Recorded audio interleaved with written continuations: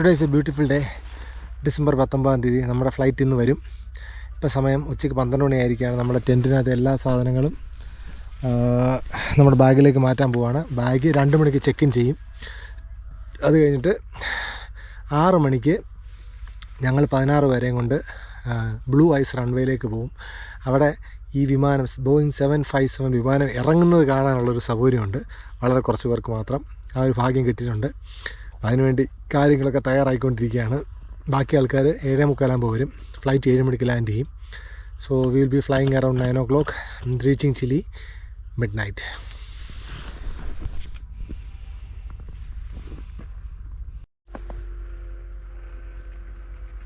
നാലഞ്ച് ദിവസത്തിന് ശേഷം ഈ ബാഗ് തുറന്നു വന്ന് ഇതിനകത്ത് നിറയെ ഐസ്. എവിടെ നിന്ന് വന്നത് ഐഡിയ ഇല്ല. അതിനകത്ത് വെള്ളമൊന്നും കയറിയിട്ടില്ല. ഇതിനകത്തിരുന്ന സാധനങ്ങളൊക്കെ ഒന്ന് തണുത്തിട്ടുണ്ട്. എല്ലാം ഞാൻ കവറുകൾക്കകത്താക്കി വെച്ചിരിക്കുകയായിരുന്നു. എന്നാലും നിറയെ ഐസ്, ഒരുപാട് ഐസ് ഞാൻ കോരി കളഞ്ഞു. എങ്ങനെയോ ഈർപ്പം ഇതിനകത്ത് ഇറങ്ങി ഐസായിട്ടുണ്ട്. എൻ്റെ വയ്യാത്ത കൈ കൊണ്ടാണ് ഇതൊക്കെ ചെയ്യുന്നത്. Nobody to help. നമ്മൾ മാത്രമേ ഉള്ളൂ. സോ എൻ്റെ ഈ സാധനങ്ങളൊക്കെ എൻ്റെ ഡഫിൾ ബാഗിനകത്തിരിക്കുകയാണ്. എല്ലാം ഒന്ന് ചൂടാക്കാൻ വേണ്ടി മേളിൽ വെച്ചിരിക്കുകയാണ്. Will get hot. ഇതാണ്ട് ഐസ് ഇരിക്കുന്നുണ്ട്. ഐസ് ഉരുകുന്നതേ ഇല്ല. ബേസിക്കലി ഇവിടെ ഫ്രീസിങ് ടെമ്പറേച്ചർ ആയതുകൊണ്ട് ഐസ് അങ്ങനെ തന്നെ ഇരിക്കും. പിന്നെ വസ്തുക്കളൊക്കെ ചെറുതായിട്ട് ചൂടായി കിട്ടും, അത്രേ ഉള്ളൂ. സോ എനിവേ നമ്മളിതിനകത്ത് സാധനങ്ങളൊക്കെ നിറയ്ക്കാൻ പോവുകയാണ്. സണ്ണി ഡേ. അന്റാർട്ടിക്കയിലെ അവസാനത്തെ ലഞ്ച് കഴിക്കാൻ പോവാണ്. സോ ഇന്ന് ഡിസംബർ 19 ഇന്ന് ഞങ്ങളുടെ ഫ്ലൈറ്റ് വരും. ലഞ്ച് കഴിക്കാൻ വേണ്ടി വന്നപ്പോഴത്തേനും സാധനങ്ങളൊക്കെ തീർന്ന പോലെ ഉണ്ട്. ഇനി we will wait for the next set of food to come in.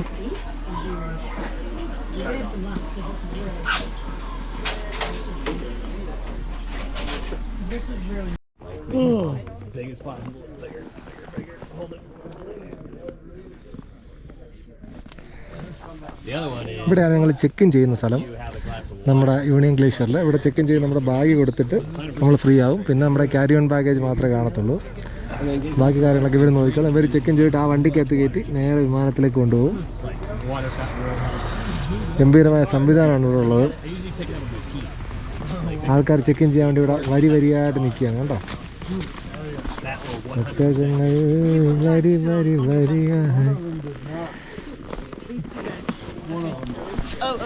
നമ്മൾ താമസിക്കുന്ന ടെൻ്റെല്ലാം നമ്മൾ ഡിസ്മാൻഡിൽ ചെയ്ത് കഴിഞ്ഞു. So we are on our on.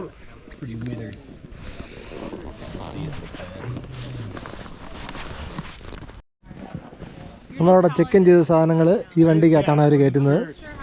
ഇതിനകത്ത് അട്ടിയടിക്ക് വെച്ചിരിക്കുന്നത്. ഈ വണ്ടിയുടെ പ്രത്യേകത സ്ലെഡ്ജിലോടുന്ന വണ്ടിയാണ്. ഇതിൻ്റെ വീലല്ല, ഇത് കണ്ടോ, മഞ്ഞിലോടുന്ന ഒരു പ്രത്യേകത വണ്ടിയാണ്. ഇതിൻ്റെ ഫ്രണ്ടിൽ മറ്റേ സ്നോ ക്യാറ്റിനെ ഘടിപ്പിച്ചിട്ട് ഇത് വലിച്ചുകൊണ്ട് പോകും. നമ്മൾ ബാഗൊക്കെ ഇവിടെ വെച്ചിരിക്കുന്നത്. ബാക്കി ആൾക്കാർ ചെക്ക് ഇൻ ചെയ്യാൻ വേണ്ടി ഇവിടെ വെയിറ്റ് ചെയ്ത് നിൽക്കുകയാണ്. ഈ വണ്ടിയിലാണ് വലിച്ചുകൊണ്ട് പോകുന്നത്. ഇതിൻ്റെ ഫ്രണ്ടിൽ എൻ്റെ ഏറ്റവും വെളിയിരിക്കുന്നത് എവറസ്റ്റ് ഔട്ട്ഫിറ്റ് കണ്ട, വണ്ടർഫുൾ. പ്രിയപ്പെട്ട സുഹൃത്തുക്കളെ, ഈ യൂണിയൻ ഗ്ലേഷ്യറിൽ ആൾക്കാർ വരുന്നത് ഒന്ന് സൗത്ത് പോളിലേക്ക് സ്കീ ചെയ്യാൻ വേണ്ടി, 2 സൗത്ത് പോളിലേക്ക് പറക്കാൻ വേണ്ടി, 3 മൗണ്ട് വിൻസൺ കയറാൻ വേണ്ടി, 4 മൗണ്ട് സിഡ്ലി കയറാൻ വേണ്ടിയിട്ട്. അത് ഹയസ്റ്റ് വോൾക്കാനോ ആണ്. പിന്നെ പെൻഗ്വിൻസിനെ കാണാൻ വേണ്ടി. ഇതിനെല്ലാം $60,000 $70,000 അവർ ഈടാക്കുന്ന പൈസ. അപ്പോൾ അങ്ങനെ കഴിഞ്ഞ വർഷം 2022-23 ഇടയ്ക്ക് ഈ യൂണിയൻ ഗ്ലേഷ്യർ ഞാൻ നിൽക്കുന്ന സ്ഥലത്ത് ഏകദേശം 1312 പേരാണ് ഇതിനു വേണ്ടി മാത്രം വന്നത്. ക്ലൈംബ് ചെയ്യാൻ ഏകദേശം 100 പേരോളം മാത്രമേ വന്നിട്ടുള്ളൂ. ബാക്കി എല്ലാവരും ടൂറിസ്റ്റുകളാണ്. ടൂറിസ്റ്റുകൾ എന്ന് വെച്ച് കഴിഞ്ഞാൽ ഹൈ പെയ്ഡ് ടൂറിസ്റ്റാണ്. ലോകത്തിലെ തന്നെ ഏറ്റവും വലിയ ഒരു ടൂറിസമാണ് ഇവിടെ നടന്നുകൊണ്ടിരിക്കുന്നത്. അന്റാർട്ടിക് ലോജിസ്റ്റിക്സ് എക്സ്പെഡീഷൻ എന്ന് പറഞ്ഞ കമ്പനിയാണ് ഇതെല്ലാം ചെയ്യുന്നത്. അവർ പല കമ്പനികൾക്കും സബ് കൊടുക്കാറുണ്ടെങ്കിലും മെയിനായിട്ട് അവരാണ് ചെയ്യുന്നത്. ഈ കാണുന്ന ടെൻറ്റുകളൊക്കെ ALEയുടെ ടെൻറ്റുകളാണ്. സാധാരണക്കാരുടെ ടെൻറ്റുകൾ അവിടെയായിരുന്നു, നമ്മുടെ ടെൻറ്റുകൾ അവിടെയായിരുന്നു. നമ്മളത് കുഴിച്ചെടുത്തു. അപ്പോൾ അങ്ങനെ പറയുകയാണെങ്കിൽ ഇതൊരു വലിയ സംവിധാനമാണ്, ഒരു രക്ഷയില്ലാത്ത സംവിധാനമാണ്. പെർഫെക്റ്റായിട്ട് ഓടിക്കൊണ്ടിരിക്കുന്ന 1986 കണ്ടാണ് ഇവിടെ ആദ്യമായിട്ട് ഇത് തുടങ്ങിയത്. 1990 കണ്ടാണ് ആദ്യമായിട്ടൊരു പെൺകുട്ടി സൗത്ത് പോളിൽ ആദ്യമായിട്ട് എത്തുന്നത്, ടൂറിസ്റ്റ്. അപ്പം ഒരുപാട് റെഗുലേഷനും ഒരുപാട് ട്രീറ്റിങ് കാര്യങ്ങളും ഒക്കെ ഉണ്ട്. Antarctic treaty. അന്റാർട്ടിക്ക എന്ന് പറയുന്ന ഈ രാജ്യം എന്നല്ല കോണ്ടിനെൻറ്റ് ഒരു രാജ്യത്തിൻ്റെ കീഴിലല്ല. അപ്പോൾ എങ്ങനെയാണ് ഈ കോണ്ടിനെൻറ്റ് പ്രവർത്തിക്കുന്നതെന്ന് എല്ലാവർക്കും സംശയം ഉണ്ടാവും. അന്റാർട്ടിക് ട്രീറ്റി എന്ന് പറഞ്ഞൊരു ട്രീറ്റിയുടെ കീഴിലാണ് ഈ കോണ്ടിനെൻറ്റിൻ്റെ കീഴിലുള്ള നിയമം ഉണ്ടാക്കിയിരിക്കുന്നത്. ഈ അന്റാർട്ടിക് ട്രീറ്റി സൈൻ ചെയ്തിരിക്കുന്നത് 1959 അന്റാർട്ടിക് ട്രീറ്റിയുടെ ആർട്ടിക്കിൾ 1 പറയുന്നത് Antarctica shall be used for peaceful purposes only. അന്റാർട്ടിക്കയിൽ ഒരിക്കലും ഒരു യുദ്ധത്തിന് കോപ്പ് കെട്ടുകയോ അല്ലെങ്കിൽ യുദ്ധസാമഗ്രികളുടെ ശേഖരിച്ച് വെക്കുകയോ ചെയ്യാൻ പാടില്ല എന്നുള്ളതാണ് ആദ്യത്തെ ട്രീറ്റിയിലെ ആദ്യത്തെ ആർട്ടിക്കിൾ. രണ്ടാമത്തെ article freedom of scientific investigation in Antarctica and cooperation. ഇൻവെൻഷനും ശാസ്ത്രവുമായിട്ട് ബന്ധപ്പെട്ടുള്ള കാര്യങ്ങൾ ചെയ്യുന്നതിനുള്ള ഫ്രീഡം ആൻഡ് കോപ്പറേഷൻ. ഇപ്പോൾ ഒരാൾ ചെയ്യുന്ന റിസർച്ച് മറ്റൊരാൾക്ക് ഷെയർ ചെയ്ത് കൊടുക്കേണ്ടി വരും. അപ്പോൾ അങ്ങനെയുള്ള അതാണ് രണ്ടാമത്തെ ആർട്ടിക്കിൾ. മൂന്നാമത്തെ ആർട്ടിക്കിൾ എന്ന് വെച്ചാൽ scientific observations and results from Antarctica shall B exchanged and made freely available. ഇവിടെ നടത്തുന്ന ശാസ്ത്ര പരീക്ഷണങ്ങളുടെ റിസൾട്ടുകൾ എല്ലാവർക്കും ഫ്രീ ആയിട്ട് കൊടുക്കണം എന്നുള്ളതാണ് 3 കാര്യങ്ങൾ. ഇതിനകത്ത് ആനിമൽസിനെ നമുക്ക് ഇൻവേസീവ് സ്പീഷീസിനെ ഒന്നും ഇങ്ങോട്ട് കൊണ്ടുവരാൻ പറ്റത്തില്ല അന്റാർട്ടിക്കയിലേക്ക്. അതാണ് ഇവിടുത്തെ ഏറ്റവും പ്രധാനപ്പെട്ട കാര്യം. ഇപ്പം നിങ്ങൾക്ക് പെറ്റ്സൊക്കെ ഉണ്ടെങ്കിൽ ഇങ്ങോട്ട് കൊണ്ടുവരാൻ പറ്റത്തില്ല, കാരണം അത് ഇവിടുത്തെ ആവാസ വ്യവസ്ഥയെ ബാധിക്കും.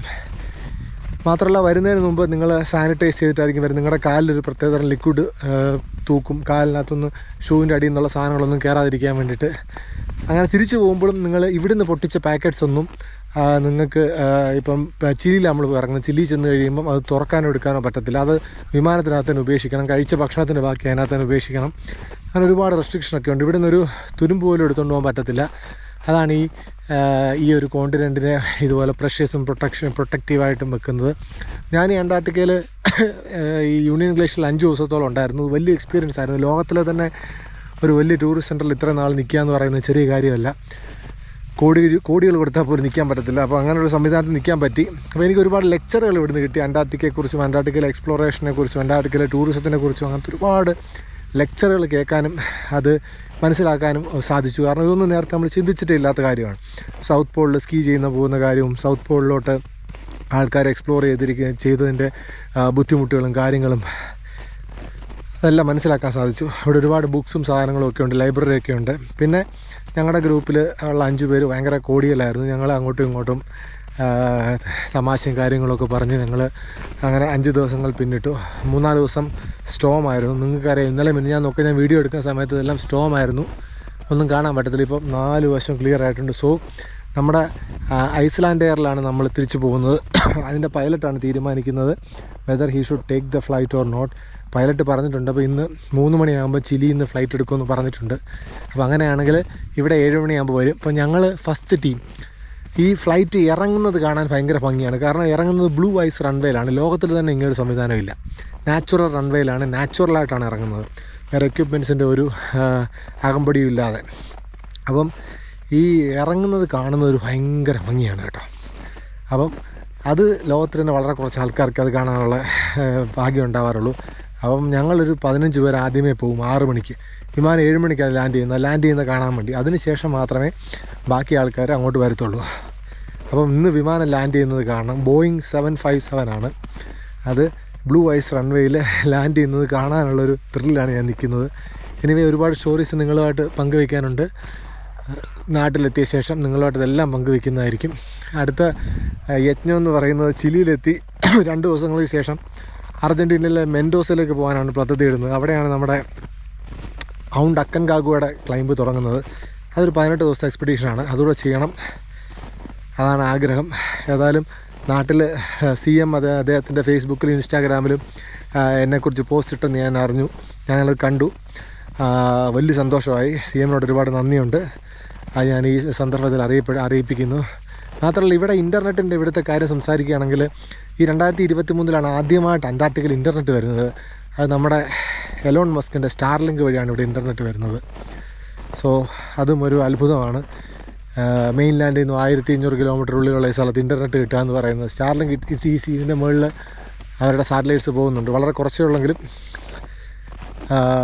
അത്യാവശ്യം വീഡിയോ കോളൊക്കെ ചെയ്യാൻ പറ്റുന്ന ഇൻ്റർനെറ്റാണ്.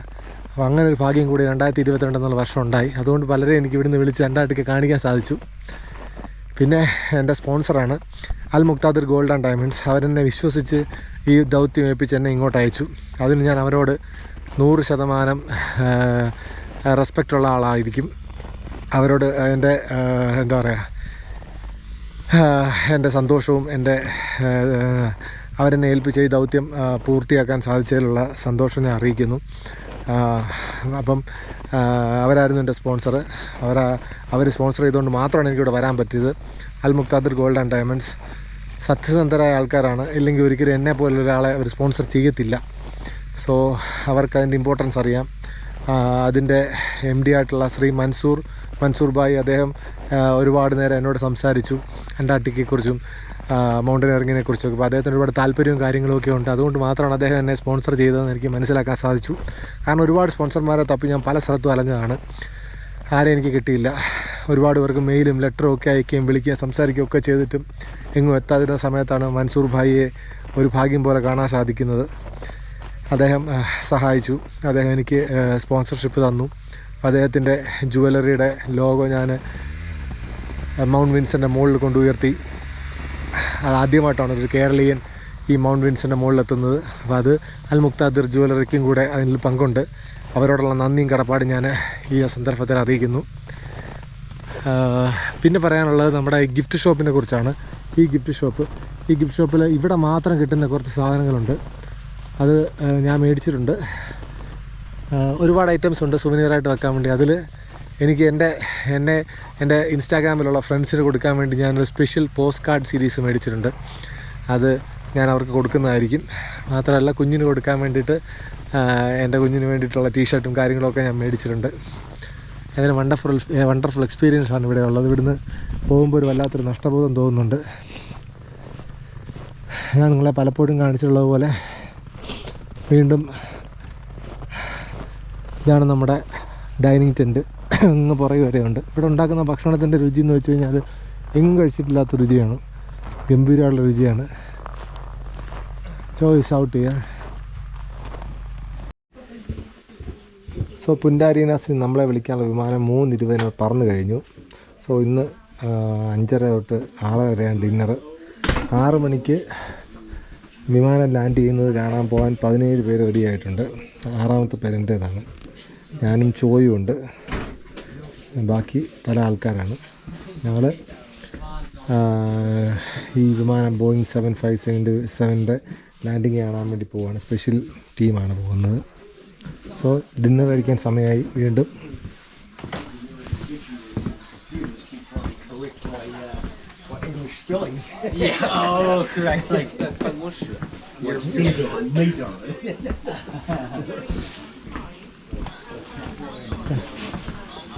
Dinner time.